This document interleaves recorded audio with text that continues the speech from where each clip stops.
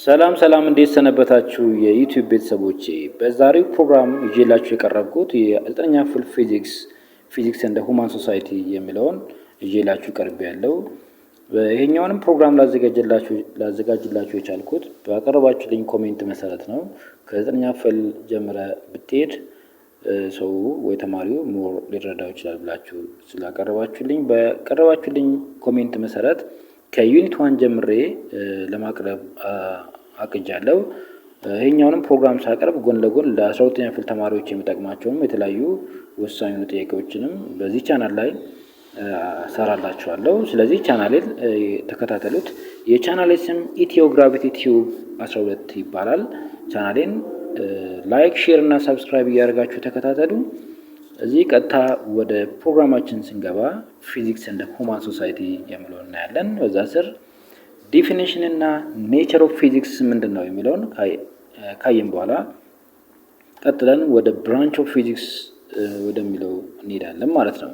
ስለዚህ ፊዚክስ የሚለው ቃል ከየት ነው የመጣው የሚለውን ስናይ the word physics come from the Greek word which is called physis meaning ኔቸር ማለት ነው። ስለዚህ ከግሪክ ቃል የመጣ ነው። ከግሪክ ቃል ፊሲስ ከሚል ቃል ነው የመጣው። ፊሲስ ማለት ደግሞ ምን ማለት ነው? ኔቸር ማለት ነው። ስለዚህ ፊዚክስ is a branch of natural science aimed to describe the fundamental aspects of our universe ነው።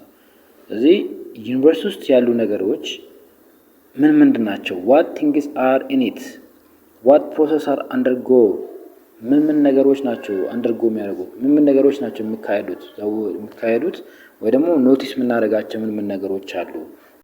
ምን አይነት ፕሮሰሶች አሉ እዛ ዩኒቨርስ ውስጥ የሚኖሩ ፕሮሰሶች ምንድን ናቸው የሚሉትን ነገሮች ፊዚክስ ምን ያደርጋል? ኤክስፕሌን ያደርጋል ማለት ነው። ስለዚህ ኤክስፕሌን ያደርጋል ወይ ደግሞ ዲስክራይብ ያደርጋል። ለምሳሌ ከነዛ ውስጥ ብናይ ፕላኔቶችን ብንወስድ ፕላኔቶች በራሳቸው ኦርቢት ላይ ተከትለው እንደሚዞሩ ያስረዳን ኤክስፕሌን ያደረገን ማን ነው? ፊዚክስ ነው ማለት ነው። ስለዚህ ፊዚክስን ማወቅ ዩኒቨርስን ማወቅ ነው ማለት ነው። ሌላው ፊዚክስ enables you to understand the working principle of car, airplane, space rocket, refrigerator, radio, television።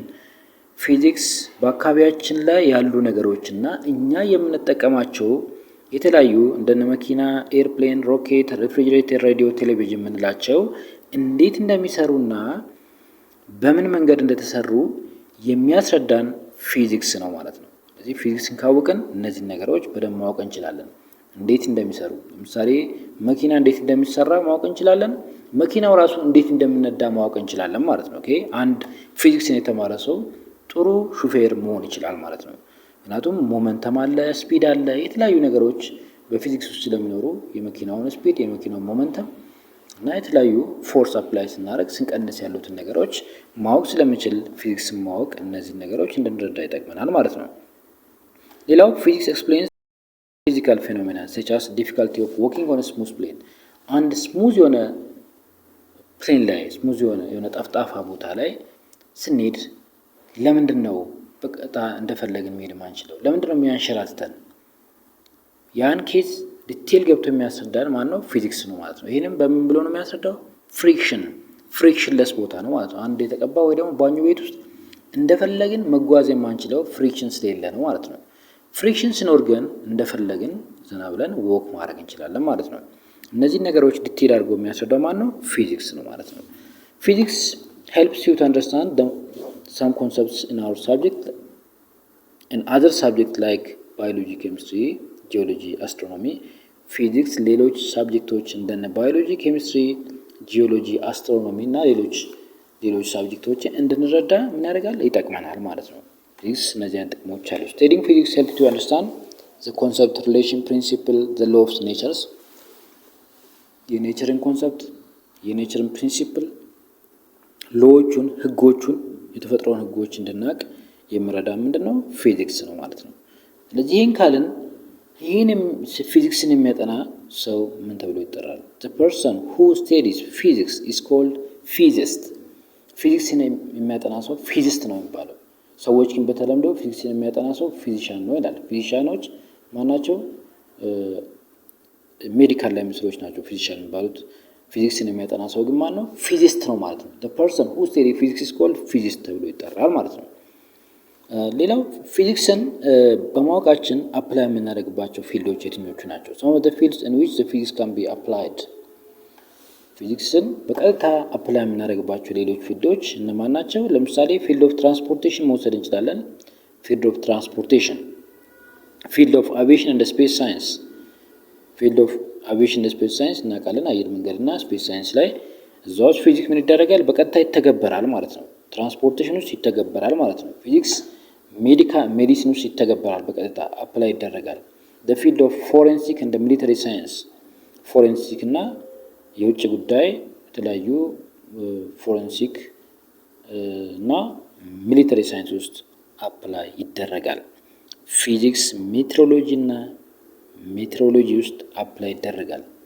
ይህ በቀጥታ ፊዚክስን የምንተገበርባቸው ወይ ደግሞ አፕላይ የምናደርግባቸው የተወሰኑ ፊልድ ምሳሌዎች ናቸው ማለት ነው። እዚህን ካለን ቀጥታ ወዴት ነው የምንሄደው? ብራንች ኦፍ ፊዚክስ ምንላቸዋሉ።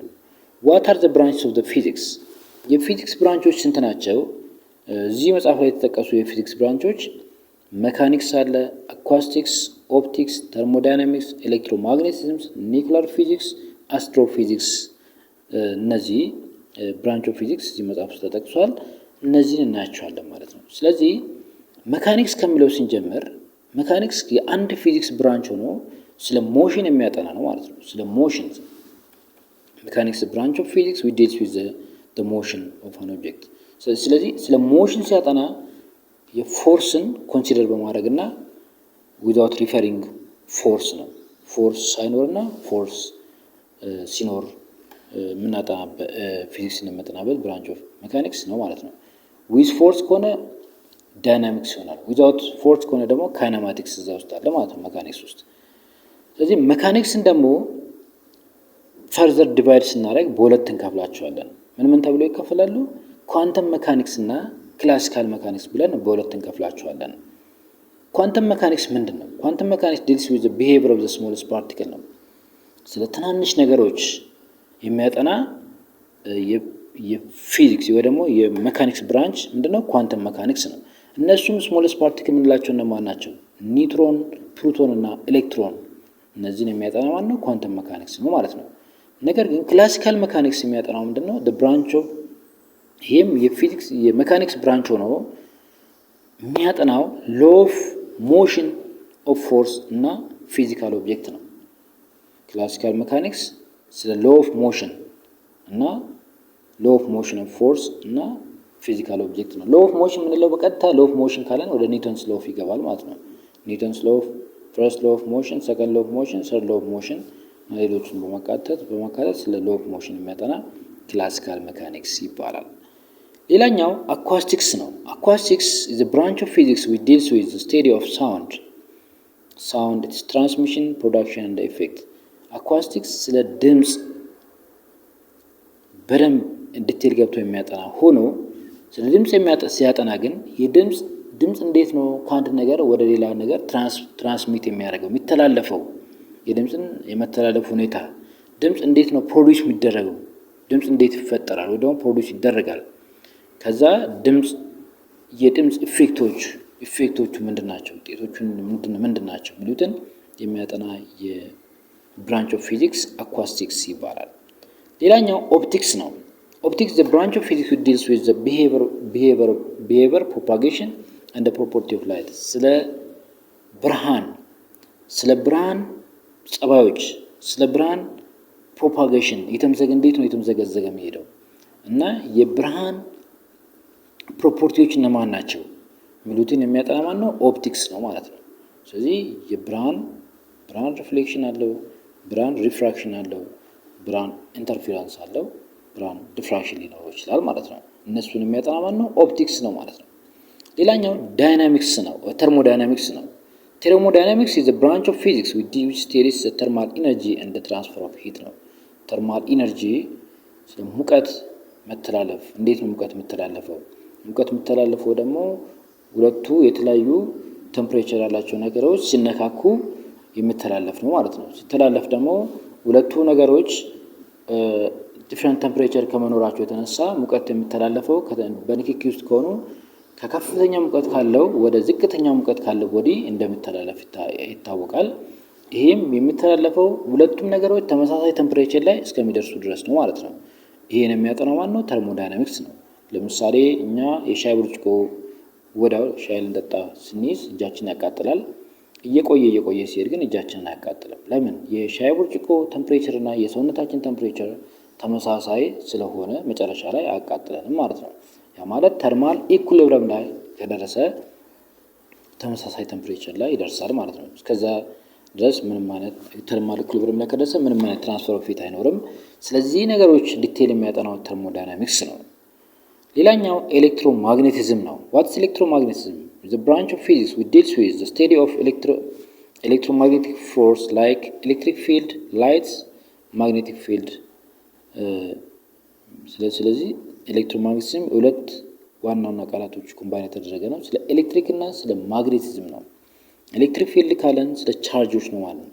ማግኔቲዝም ካለን ደግሞ ኖርዝ እና ሳውዝ ፖሎች አሉ። እነሱም በአጠቃላይ ኤሌክትሮማግኔቲዝምስ the branch of physics። ይሄም የአንድ ፊዚክስ ብራንች ሆኖ ሁለቱንም በአጠቃላይ አንድ ላይ አድርጎ የሚያጠና ብራንች ኦፍ ፊዚክስ ኤሌክትሮማግኔቲዝምስ ይባላል። ሌላኛው ኒውክሊየር ፊዚክስ ነው። ኒውክሊየር ፊዚክስ is a branch of physics which deals with the structures, property, reactions of the nuclei of atoms። ኒውክሊየር ፊዚክስ ስለ structure, property, reactions of nuclei of atoms የአቶምን በውስጡ ያሉ ኒውክሊየስ ኦፍ አቶምስ እዛ ውስጥ ያሉ የነዛ ኒውክሊየስ ውስጥ ወይ ደግሞ አቶም ውስጥ ያሉ ኒውክሊየስ ኦፍ አቶሞች ፕሮፐርቲያቸው፣ ስትራክቸራቸው፣ ሪአክሽናቸው እንዴት እንደሆነ የሚያጠና ብራንች ኦፍ ፊዚክስ ኒውክሊየር ፊዚክስ ይባላል። የመጨረሻው አስትሮፊዚክስ ነው። አስትሮፊዚክስ is the science that employs the method and the principle of physics in studying astronomical objects and phenomena። ስለ አስትሮኖሚካል ኦብጀክቶች እና ፌኖሜና የሚያጠናው አስትሮፊዚክስ ይባላል። አስትሮኖሚካል ኦብጀክትስ ስንል እነማን ናቸው? ስለ ሴለስቲያል ቦዲስ፣ ስለ ፕላኔትስ፣ ስለ የተለያዩ ኮሜትስ፣ ስለ ስታርስ፣ ስለ ሙንስ፣ ስለ ሳን፣ እነዛን ነገሮች እንዳጠቃላይ የሚያጠናው አስትሮፊዚክስ ነው ማለት ነው። በውስጡ ያሉ ነገሮች እነዛን የሚያጠናው አስትሮፊዚክስ ነው ማለት ነው። ስለዚህ እነዚህ ምንድናቸው? ብራንች ኦፍ ፊዚክስ ናቸው ማለት ነው። ብራንች ኦፍ ፊዚክስ ብለን የምናያቸው እነዚህ ናቸው። በሚቀጥለው ቶፒካችን ሪሌትድ ፊልድ ቱ ፊዚክስ እና ሂስቶሪካል ኢሹ እና ኮንትሪቢዩተርስ የሚሉትን እናያለን። በዛሬው ፕሮግራም ይሄ እዚህ ላይ አበቃለሁ። መልካም ጊዜ።